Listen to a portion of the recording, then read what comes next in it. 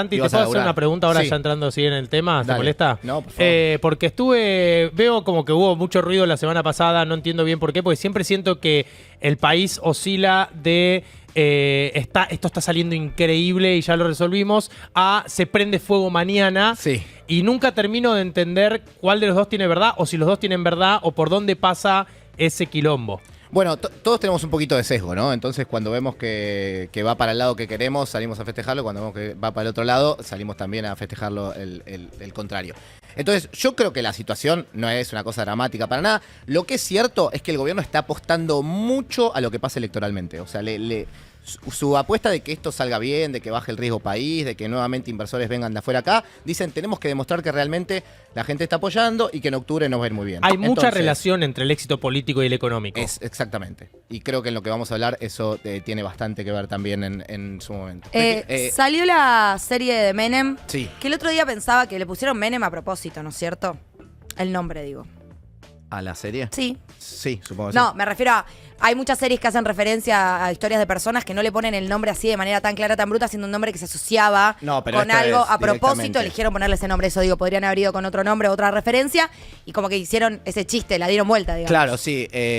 Totalmente. Igual cuando arranca dicen, bueno, esto está todo basado en la historia de Menem, aunque puede haber ciertos personajes sí, que no porque hay tienen muchos que ver, personajes pero que hablan no de sabes eso. quiénes son y a quién se refiere. Exactamente. La verdad que está muy buena la serie. Yo ¿Ya la no la viste toda? terminé. Obviamente no, y yo tardo mucho en ver series, pero vi como 3 capítulos el otro día con mis papás y la verdad me divirtió bastante, me parece que está muy buena.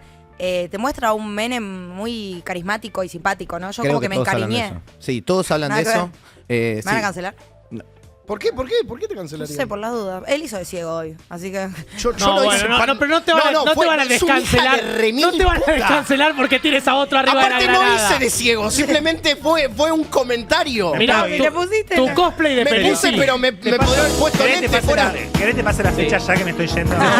Es la última de agosto Quédate, y Betu. yo la primera de septiembre. Te voy a hundir, ¿eh? Toto Wonder no es ciego. Toto Wonder no fue un es poco ciego. fuerte, pero igual vos no te vas a descancelar porque cancelen a otro. Claro. ¿No anula? ¿Cancelar? Sobre todo siendo Nati J. Claro, lo mío va a O sea, ser con así. vos nada funciona. No, pero bueno, se ve bastante... Como que te muestra una faceta muy carismática. Es Todo que eso igual todo el de mundo dice que era muy carismático. Claro. Y de hecho creo que una de las comparaciones que hacen con Milei en particular, dicen, bueno, los dos tienen patilla, no sé qué historia. Milei habla un montón de Menem y de todo lo que fue el gobierno de Menem y lo avala un montón, incluso con Cavallo, que ahora se peleó un poquito más, pero también le parecía el mejor ministro de la historia en su momento. Y lo que sí, los que hacen referencia a este periodo histórico dicen, Milei es muchísimo más agresivo y va todo el tiempo al choque, cuando Menem hacía lo contrario, se juntaba con la CGT, los gobernadores Claro. lo querían, nunca puteaba. Llegaba a Estados Era- Unidos y todo en el Parlamento. Exactamente. Se paraban de pie y lo aplaudían Eso a es Carlos, cierto. Saúl, y él estaba haciendo así como si fuese un Globetrotter. Bueno, ¿viste? a Milei también afuera lo ven aplaudiendo en los lugares en los que va.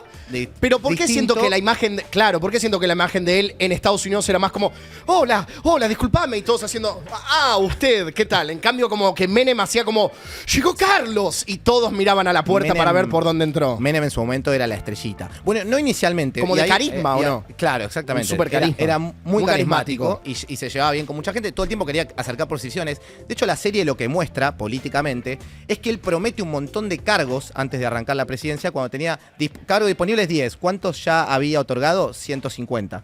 ¿Viste? Entonces él primero quedaba bien. Y Claro, después, y después veía cómo resolvía resolvía, el cómo incendio, se podía, sí. exactamente. Bueno, políticamente es importante. ¿Por qué? Porque Menem, cuando asume, acuérdense que viene con elecciones adelantadas. Alfonsín sale antes del gobierno, Sí. porque la situación venía complicada. Pacto de Olivos. Exactamente, había tenido como 3 intentos de golpes de Estado.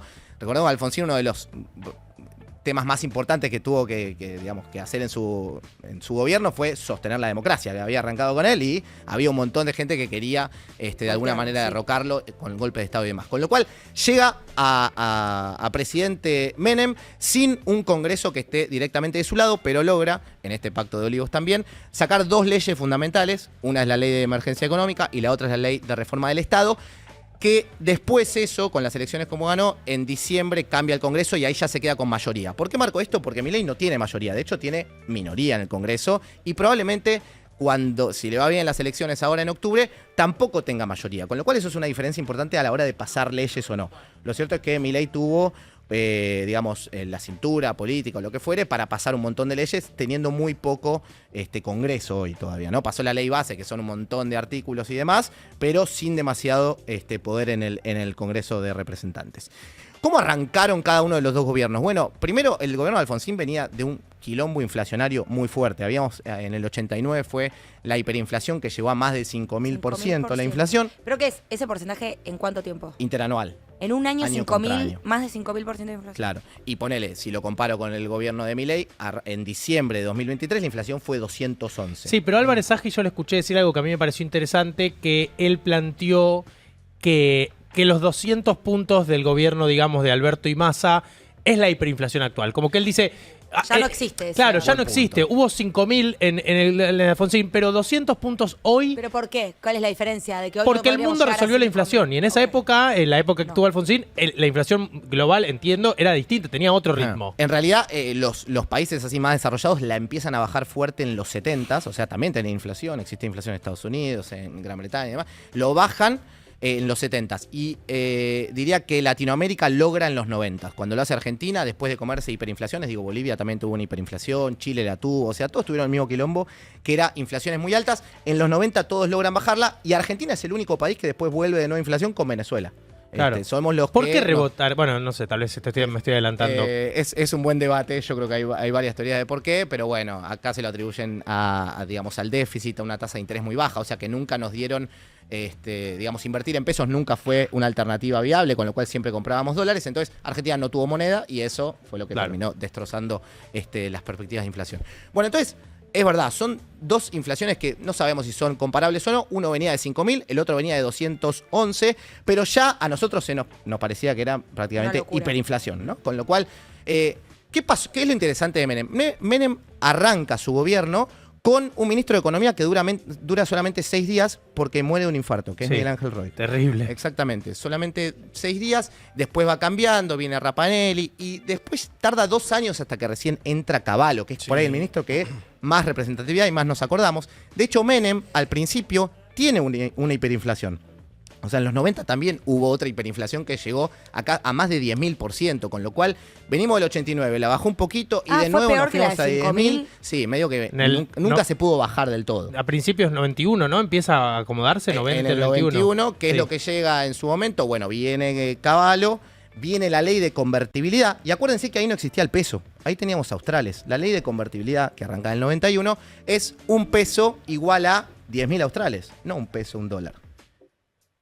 ¿Te acordás que tuvimos otra moneda? Sí, para los australes eran antes. Exactamente, en el 85 empieza el plan austral, que es cambiamos todos los pesos que había en la economía por los australes. Ahí vienen los australes. Exactamente. Antes había peso, después vuelve el peso. Yo iba con australes al colegio. Vos también. Juan, ¿vos también? Sí, claro. No, pero le voy a decir que sí para que esté como más... Primer grado, ¿no? Me parece que no. Sí. ¿En qué año es el austral? ¿El 92? Dijo 85. Bueno, el austral arrancó y termina en el 92. Termina en el 92 el austral. Sí, vos a los 6 te daban australes. 10 años a mí también. Sí, obvio. En el 90, que es cuando le saca todos los ceros y él... en enero del 92 dice, se va al austral y ahora vamos a tener un nuevo peso. Pero perdón, él ya tenía ese chiste que había hecho era con el peso que tenía la cara de él, ¿era un peso o eran australes? En La Rioja, el que tenía la cara en La de Rioja Menem. tenía, claro. ¿Era un peso la cara de él o eran australes? No, era moneda de La modo Rioja. de chiste, era no, australes, no era moneda. Muchachos, porque había cuasimonedas en su momento. creo que era de la moneda de La Rioja, no eran pesos. Para mí no era moneda, era como un chiste. Sí, pero creo que era un... No me acuerdo si era un peso, la verdad, no sé. Pero bueno. Primero crean el austral, entonces para matar la inflación. Para matar la inflación. En el 85. Que primero lo empiezan a lograr, avalado por el Fondo Monetario Internacional, la gente empieza a crear el austral y en un momento no lo creen más y se termina haciendo todo. Cuando aparece el austral se desactiva el peso totalmente y solo Totalmente, había australes. y solo había australes. Y después se eliminan los australes y todos volvemos a tener el peso que hoy conocemos. A mí me parece muy loco algo que yo ya había leído en el libro Diario de una temporada en el quinto piso, sí.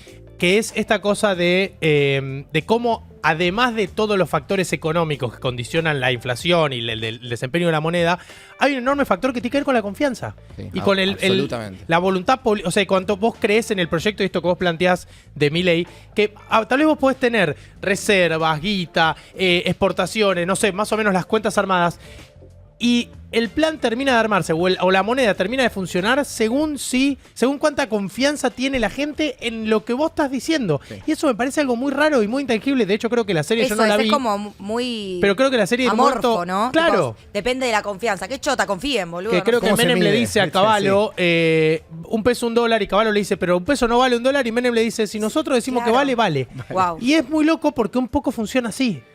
Bueno, eso lo quisieron sostener hasta que en el 2001 sabemos que reventó todo por el aire. En el 98 ya venía medio rompiéndose todo. ¿Qué coincidencia tienen también? Que veníamos 2 años de caída fuerte de la economía. Mucho más fuerte la caída que había sufrido el gobierno de Alfonsín que la que tuvo el gobierno de Alberto Fernández y el primero de Milei. Pero en ambos casos tuviste un muy mal desempeño de la economía en el año anterior a que empiece el gobierno y en el año en el cual arranca el gobierno, en el caso de Menem, y lo mismo le pasó a Milei. Venía una economía que había caído 1,3% y el primer año de Milei también la economía cayó y recién ahora empezó a recuperarse. ¿Qué fue lo bueno de la convertibilidad? Que trajo por lo menos algo de confianza en la inflación, por lo menos se va a destruir. Con lo cual ya en el 93 estábamos hablando de una inflación de 7% anual. Veníamos de 10.000% de inflación a 7, que después fue a 4 y después se mantuvo ahí hasta que volvió a romperse todo en el año 2001. En ese momento, lo que generó esto, más un aumento de la apertura económica, venía entrando más guita desde afuera, Argentina se empezaba a abrir al mundo que antes no estaba, generó 2 cosas. Primero, que la economía creció mucho inicialmente, los primeros años hasta el 95 tuvimos una crisis global, pero hasta el 98 la economía argentina venía creciendo un montón y en el 98 se empezó a caer mucho. Lo que sí generó es un fuerte aumento del desempleo. El gobierno de Milei había arrancado con 8% de Menem, había arrancado con 8% de desempleo y reelige en el 95 con 18% de desempleo. O sea, era una economía que crecía, pero que a su vez un montón de empleos que por ahí eran más mano de obra intensiva o que eran menos calificados o lo que fuera, se empezaron a quedar afuera de la cancha. ¿Pero por qué? Porque, por ejemplo, teníamos una economía, por ejemplo, que estaba muy resguardada y que no permitía que vengan cosas de afuera. Vos abriste las importaciones, empezaste a comprar afuera, y ya no te conviene acá, es más caro. Exactamente. Y bla, bla, bla. Entonces eso hizo que mucha gente dejara, digamos, de tener trabajos que eran de menor calificación. Bueno, ahora hablan de un fenómeno similar, pero que la aparición de las economías de plataforma como que arma un eslabón intermedio en ese perder tu laburo y en vez de aumentar el desempleo, que aparezca o que crezca esa informalidad, eso, digamos. Muy importante eso. Y segundo tema, muy importante, hoy hay más protección social. Diría desde que arrancaron los 2000, que Argentina empezó a aumentar la cantidad de jubilados que están protegidos, empezó a aumentar la cantidad de AUHs, o sea, con lo cual hoy tenés una población que frente a quedarte sin trabajo, hay algunas herramientas. Exactamente. Que antes eso no era nada, con lo cual en los 90 era como mucho más complicado, hasta que en el 96 empieza todo lo que es plan trabajar, plan jefes y jefas, entra un poquito más tarde, en cerca de los 2000, pero hasta entonces, con Dualde, exactamente, pero el plan trabajar ya había arrancado en el 96, cuando veían que este era el problema, porque él reelige casi con el 50% de los votos, pero sobre todo porque la inflación estaba bajando, no tanto por lo que estaba pasando con el desempleo, que era un fenómeno creciente. Lo mismo pasaba con la desigualdad también había empezado a bajar primero y después volvió a subir también. ¿Dónde estaba el punto por ahí más crítico? Perdón, Milei como que lo toma a Menem, habla de él como un representante, un... Y hasta que para él es el mejor presidente de la historia argentina. ¿Y no es re loco el peronismo de Menem? Sí. Ahí entra vos. Como que de alguna manera... de alguna manera Menem era peronista. Era peronista. Y es raro que Milei lo tome de ejemplo siendo peronista, aunque se fue desperonizando, ¿no? Menem, hay como dos aguas para mí, de lo que yo porque he leído era más de derecha, vida. básicamente. Claro, peronista de derecha. Hay como 2 aguas en la lectura de esto, de las cosas que yo escuché. Hay como una rama del peronismo que niega el menemismo y dice esto no era peronista. Y hay otra rama del peronismo que por el contrario dice peronismo es... todo, incluso esto, ¿no? Porque hay un peronismo más liberal y el peronismo sobre todo un peronismo más capitalista. ¿Pero qué tenía de peronista? Es que el peronismo también es un ejercicio de poder, no es solamente un ejercicio ideológico. Si uno ve todos los gobiernos de Perón, tampoco hay una coherencia siempre ideológica. Y de hecho, cuando aparecieron las expresiones más radicalmente de izquierda dentro del peronismo, Perón no las tomó como propias, si bien elaboró parte de su poder con ellas. Digamos, para Perón siempre fue una construcción muy capitalista y muy, digamos, de gestión de poder. Yo creo que el peronismo tiene una parte muy grande que reivindica el ejercicio exitoso del poder y del comprender los momentos. Y los 90... era en un momento que tal vez pedían cierto liberalismo, así como hoy hay un contexto histórico en donde Milei se inscribe y alguien podría decir, bueno, el peronismo es también interpretar ese momento. Después ya hay cosas que es cada uno lo que elige y que, digamos, yo tampoco sé si hay un purismo peronista que yo no tengo ninguna herramienta para decir esto es y no es peronismo, y también es muy difícil enmarcar el peronismo en algo específico porque la gran creación peronista, que a mí también me resulta atractiva, es esta capacidad de adaptarse a los contextos y al ejercicio exitoso del poder por sobre el dogma ideológico. Entonces, ¿qué era el peronismo? No entendió nada. Bueno, entonces, temas principales que tenían, básicamente los dos creo que arrancaron con un nivel de desempleo no tan elevado. Había sí un problema fiscal muy fuerte inicialmente, o sea, el Estado gastaba mucho más de lo que le entraba, esto ya lo hemos visto varias veces y Milei habla un montón de este tema. Y rápidamente los dos fueron a buscar un superávit fiscal, es decir, recortaron ciertos gastos, sobre todo con esta reforma del Estado que hizo Menem, que Milei está tratando de impulsar de alguna manera también. Bueno, se jactan también bastante desde el equipo de Federico Sturzenegger de estar haciendo mucha reforma por ahí. Y siempre habla de Menem y dice, nosotros estamos haciendo una reforma, no sé, 7000 veces más grande que la de Menem. Yo creo que eso no es así, pero sí que lo dice. Y Cavallo fue su ministro de Economía preferido hasta hace un par de meses, en los cuales Cavallo salió a criticar, salió a criticar que no se acumulaban reservas. Bueno, tema importante también. En el 1 a 1, esto para cerrar la columna, el 1 a 1 en su momento, o sea, un peso, un dólar, si yo lo ajusto por la inflación y veo cuál sería ese tipo de cambio hoy, sería más o menos un tipo de cambio de 1000 pesos, de 1050 pesos. Claro, no estamos tan lejos, estamos un poquito por arriba, pero no estamos tan lejos de ese dólar convertibilidad que se mantuvo mucho tiempo. ¿Qué es lo bueno para mí de este esquema, mucho mejor que el de la convertibilidad? Que esto te permite eventualmente hacer cambios. ¿Por qué? Porque el dólar puede ir un poquito más para arriba si es necesario. No estás atado a ese 1 a 1 que no podías romper, entonces necesitabas mucho endeudamiento afuera para poder sostenerlo ahí. Bueno, esto eventualmente te podrá traer más inflación si el dólar se va para arriba, pero es un poco más laxo y eso te permite no caer en una crisis tan abrupta rápido como fue a partir del 98 con la convertibilidad. ¿Aprendieron algo? Digo, para cerrar, perdón. ¿Hay algún aprendizaje neto de la experiencia convertibilidad y sus límites que creas que están incorporando en el gobierno de Milei? Bueno, yo cuando no salían del cepo y veía que esto estaba durando cada vez más, me asustaba un poco. Cuando salieron del cepo y dijeron vamos a flotar, me parece que es una buena distinción de decir, che, no nos atemos a una moneda permanentemente, con lo cual lo veo bien. En los 90 se compraban reservas, acá no se están comprando reservas, para mí es una crítica relevante hacerla. Y después creo que también hay que ver qué pasa con la actividad económica, que es esto de cómo se va a mover el desempleo, si empezamos a ser más aperturistas y si hay estrategias o no de que la gente, digamos, de hacer una reinserción laboral de todas esas personas. Y creo que eso todavía no está, que es algo que en los 90 obviamente pesó mucho por el aumento del desempleo. Es verdad que ahora están estas cosas que mencionabas vos de nuevas economías de plataforma que ayudan a bajar un poco, pero creo que es algo necesario hacer. Si vamos a una economía más abierta, va a haber gente que la va a pasar peor. Igual, Santi, en conclusión, digamos... para cerrar. ¿Cómo? Para cerrar, y esto te lo digo para cerrar. Si quiero cerrar yo. Cerramos. Hago lo anterior. No tuvo tan buen jingle Javier como Menem lo hizo. Totalmente. Claro. Eso todavía falta eso. Todavía falta un jingle, falta el jingle de Javier. Sí. Que no sea de otra banda, digamos, que sea de él. Ay. Para cerrar, ¿fuiste al gimnasio en las vacaciones? ¿Qué tiene Porque que no, ver? no fue España. salí- En España volvés con un quilaje. No, salí a correr bastante porque... mirando los tubos. Escuchaba hablar de fútbol amateur ¿A qué hora salías a correr? a la tarde. ¿Cuánto corrías? ¿Por dónde? ¿Por el Parque del Retiro? No, 6 kilómetros. Ah, bueno. No mucho. Pero lo escuchaba hablar a Eyal del tema del fútbol amateur. Sí. Yo juego todos los sábados. ¿Y Y ya estás en tu dónde? debacle? en Norchamp, en un torneo que queda en ¿Dónde España. juega Sofi Martínez? Invítame alguna vez. ¿Ya estás en la debacle?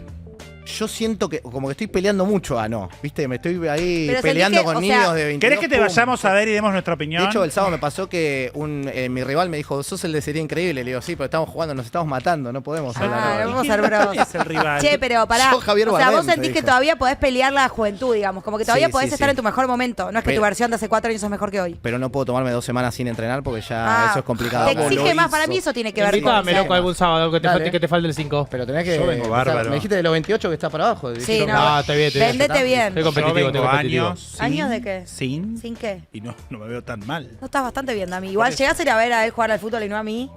Te bloqueo todas mis redes. Me puede llegar a divertir ver más a Bulat que irte a ver a vos. Gracias, Santi. Gracias a ustedes.